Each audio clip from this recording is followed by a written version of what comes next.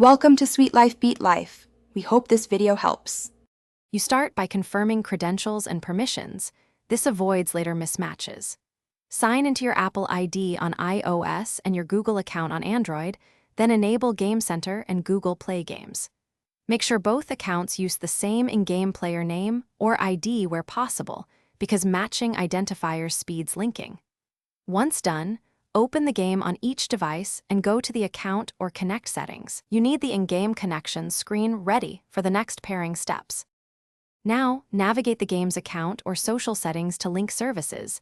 This is the detailed step where permissions matter. Choose the option to connect Google Play on Android and Game Center on iOS. Accept permission dialogues and confirm the account shown. If the game asks, select Merge or Link rather than Replace, because Merge preserves progress from both platforms. Make sure you see the correct email or player ID displayed. This confirms the game recognized the account before you finalize the link. Finish by confirming cloud saves and achievements are present on both platforms. Check leaderboards and progress slots.